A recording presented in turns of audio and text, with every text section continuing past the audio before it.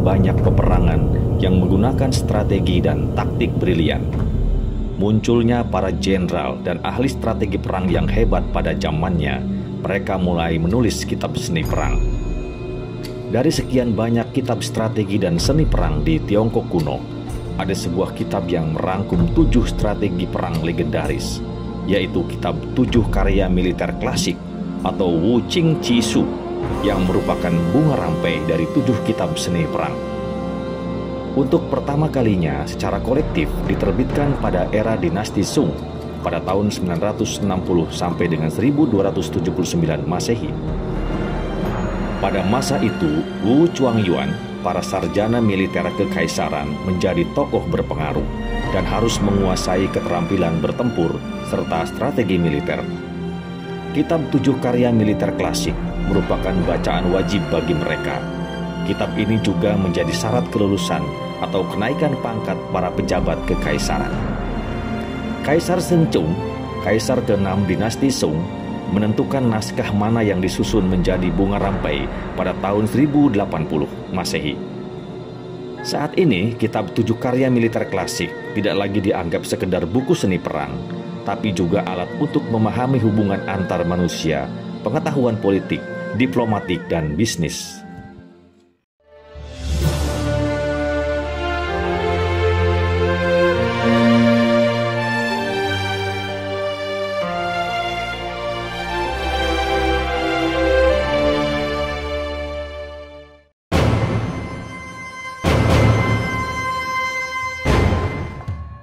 Yang pertama adalah kitab Jiang Taikung atau 6 ajaran Taikung, merupakan sebuah risalah siasat militer yang ditulis oleh Jiang Jia atau Lu Shang atau Lu Wang, yang juga dikenal sebagai Taikung, yang ditulis kepada Raja Wen atau Raja Wu dari dinasti Zhou pada abad ke-11 sebelum Masehi. Dalam sejarah Tiongkok kuno, Taikung atau Jiang Jia dikenal sebagai ahli strategi militer terkemuka yang pertama. Jiang Jia membantu menggulingkan dinasti Shang dan mengantarkan berdirinya dinasti Zhou. Kitab ini tidak hanya membahas strategi dan taktik militer, melainkan juga membahas langkah-langkah administrasi yang dibutuhkan untuk pengendalian negara bagian yang efektif dan pencapaian kemakmuran negara. Kitab ini memuat 6 strategi, yaitu yang pertama strategi sipil, kedua adalah strategi militer, yang ketiga adalah strategi naga, yang keempat adalah strategi harimau, yang kelima strategi macan tutul, dan yang keenam adalah strategi anjing. Yang kedua adalah kitab Sima Rangchu, adalah karya singkat sekaligus kitab misterius dari abad keempat sebelum Masehi, era musim semi dan gugur, yang ditulis oleh Sima Rangchu, Menteri Pertahanan Negara Qi. Ia dianggap sebagai penerus spiritual Jiang Jia. Naskah kitabnya itu berupa undang-undang, peraturan, kebijakan pemerintah, nilai dasar, siasat utama, dan taktik perang. Kelak nanti Sima Rangchu akan disingkirkan oleh Adipati Qing sebagai Raja Negara Qi akibat fitnah dari para pejabat yang membencinya. Hal ini membuat Sima Rangchu merasa tertekan dan mengakibatkan kematiannya. Yang ketiga adalah seni perang Sun Tzu. Ini adalah karya paling terkenal di antara 7 karya militer klasik ini, sampai-sampai meraih reputasi dunia. Ditulis oleh Sun Tzu, seorang jenderal negara Wu pada abad ke-6 sebelum Masehi, era musim semi dan gugur. Sun Tzu menyatakan pentingnya posisi dalam siasat, pentingnya perencanaan yang dinamis sesuai kondisi dan perubahan yang ada.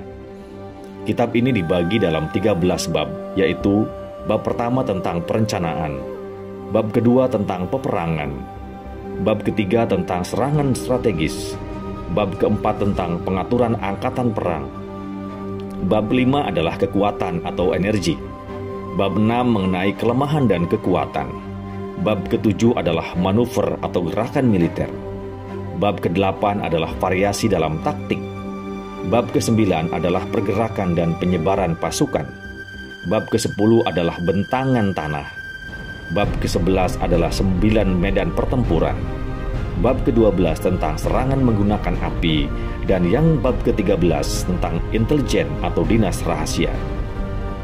Sebelum versi asli bambu ditemukan oleh arkeolog pada tahun 1971, seni perang ini biasanya dikutip dari catatan Cao Cao dari 3 negara. Buku ini pertama kalinya diterjemahkan oleh seorang misionaris Prancis lebih dari 200 tahun yang lalu, yang katanya dipelajari serta diterapkan secara efektif oleh Napoleon Bonaparte, anggota komando tinggi Nazi, dan bahkan bangsa Jepang selama Perang Dunia Kedua. Buku ini menjadi bacaan wajib dalam akademi militer di seluruh dunia. Di zaman modern, strateginya seringkali dijadikan dasar dalam bidang bisnis. Sudah lama para pengusaha menerapkan teori-teori buku ini dalam dunia bisnis. Yang keempat adalah seni perang Wuqi. Ditulis oleh seorang tokoh sejarah terkenal, Jenderal Wuqi, tahun 440 sampai 361 sebelum Masehi. Ia seorang jenderal dan perdana menteri negara Chu, periode musim semi dan gugur. Menurut cerita sejarah, ia tidak pernah kalah dalam 67 pertempuran. Ia dikenal karena melakukan reformasi di bidang militer dan pemerintahan di 3 negara, terutama di negara Chu. Kitab Wuqi sudah lama dihargai sebagai salah satu landasan dasar pemikiran militer Tiongkok. Buku ini secara menyeluruh meliputi persiapan tempur dan menyarankan strategi-strategi untuk situasi taktis tertentu. Kitab pemikiran militer Wuqi ini dianggap setara dengan seni perang Sun Tzu. Menurut kitab ini, ada 5 alasan untuk berperang, yaitu hasrat untuk tenar, menginginkan keuntungan, meningkatnya kejahatan, perang saudara, dan kelaparan. Yang kelima adalah seni perang Wei Liaoqi. Kitab ini ditulis oleh Wei Liao pada abad ketiga sebelum Masehi. Ia adalah seorang penasehat paling penting Kaisar Qin Shi Huang. Ia mempunyai pengetahuan militer yang luas. Wei Liao adalah seorang pengamat politik yang jeli dan ahli strategi yang brilian. Ia sangat memahami langkah-langkah sipil maupun militer untuk memastikan kelangsungan hidup suatu negara selama masa berperangnya negara-negara yang serba kacau itu. Kitab ini menggambarkan aliran penting dalam pemikiran-pemikiran militer di masa negara berperang. Karya tertua kitab ini adalah potongan bambu yang ditemukan di makam Han Barat yang sayangnya tidak lengkap. Karya cetak tertua berasal dari zaman dinasti Sung. Kitab ini mengisahkan tentang pertemuannya dengan Raja Qin Shi Huang dalam menerapkan kebijakannya dan berperan dalam menyatukan Tiongkok. Kitab ini mencatat percakapan Wei Liao di istana dengan Raja Qin Shi Huang serta informasi detail tentang pengorganisasian militer. Wei Liao mewarisi dan mengembangkan pemikiran militer seni perang Sun Tzu dan Wuqi. Kitab ini membantah pandangan idealis, tapi sangat menghargai pentingnya manusia.